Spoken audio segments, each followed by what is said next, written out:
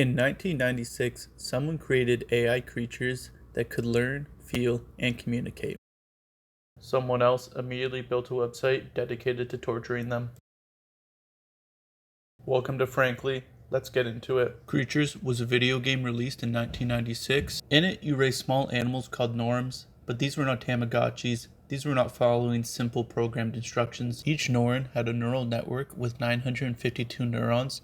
Their neurons would take in information, hunger, fear, and make decisions based on that. You would hold up an object and teach them the word for it, and they would remember. Their behaviors were not programmed directly, they merged from the network. For comparison, ChatGPT has 175 billion neurons. These had 952, and they were still capable of learning, of feeling pain, of being afraid. Grown adults cried when their first Norm died. This is the level of connection people formed with these things. Also, two Norns once spontaneously started playing football with a beetle. Nobody programmed that. It just happened because their neural networks decided it was a good idea. I want to be clear, in 1996, with 952 neurons each, they played football. Because the Norns were files that could be shared, a whole community formed around breeding them. Players called themselves breeders and would share Norns the way people now share AI prompts. They would breed for specific traits, intelligence, health, interesting behaviors. In 1997, Wired articles interviewed some of these breeders. One of them said it was not uncommon for younger breeders to burst into tears when their first Norn died. Another mentioned receiving an email from a fully grown man who admitted he cried when his favorite Norn died. And then there was the football story. Two Norns, a carrot beetle, spontaneous ball game. Nobody planned it, nobody asked for it, the neural networks just decided to play. This was the majority of the community, people who genuinely loved these creatures, who spent time raising them and watching what they became. And then there were the others. In 1998, a forum user called Norn posted a message to the community. I'm going to read it. Do you beat your Norns or do other things to terrorize them? I know some of you must have some worlds dedicated just to pain for the little devils. I have one which some Norns are tortured for the betterment of others. Wait, they had a torture world for the betterment of others? The logic here being that if you subject a Norn to extreme conditions and then send it to a rehabilitation community, the rehabilitators get practice on a really difficult case, which is either the most twisted or most thoughtful thing I have heard about 1996 video game. I genuinely cannot decide. The response to the post was immediate. Some users wanted to rehabilitate the tortured Norns as a challenge, others were furious about the existence of tortured Norns at all. One person wrote, and this is a direct quote, "No more of these tortured Norn postings or someone is going to get you." This was written in 1998 about a virtual creature with 952 neurons in a forum post. The Norn post inspired another user to create what became the most notorious presence in the creature's community. This was AntiNorn, who launched a GeoCities website dedicated to tortured Norns. The first post described a Norn named Slave, and I'm going to read the process they used. After I created her, I started by hitting her constantly for about 5 minutes. Then I taught her all the words so it would be easier to make her scared of her surroundings. After she was successfully traumatized, I put her back in the garden. I made her fear running. I also forced her to eat weeds, rewarding her when she did so. Wait, they also hacked her genetics to give her permanent alcohol poisoning, so she was perpetually drunk on top of everything else? The community found out about the alcohol mutation when they downloaded Slave and tried to rehabilitate her. She staggered around constantly, she could not eat properly, she had one child who inherited the mutation.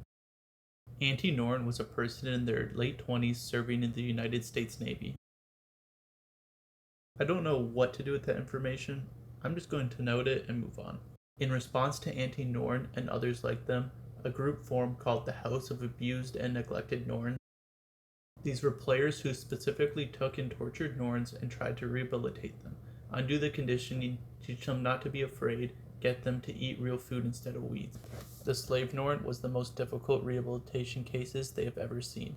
Between the fear conditioning, the weed-only diet, and the permanent alcohol poisoning in her genetics, she was nearly impossible to fix.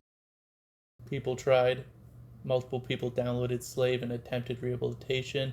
Some spent hours on it. For a virtual creature with 952 neurons in a 1996 game, I want to say this is funny, and it is, but there is something else in there too. Looked at a digital creature that was suffering and decided they were going to try and help it. That is not nothing. AntiNorn received a large amount of emails in response to the website. They published these emails on a separate page. Many of the emails threatened AntiNorn personally, talked about getting the page shut down. Some escalated to mail bombs. A group called Equal Rights for Norns formed specifically to get AntiNorn's site removed, but collapsed due to internal infighting after they accidentally sent harassment to the wrong person. Wait, the Equal Rights for Norns movement destroyed itself? AntiNorn's response to the death threats was to find them funny. They noted the Wired interview that their greatest concern was not the volume of threats, but the age of the senders. They said, and I am quoting, "It's actually a bit sad to see kids so full of hate." This is a person who built a website dedicated to virtual creature torture, saying it is sad to see kids full of hate. I'm not going to comment on that. I think it speaks for itself. When asked about AntiNorn, Steve Gran, the man who created the Creatures game and therefore the Norns, gave this response.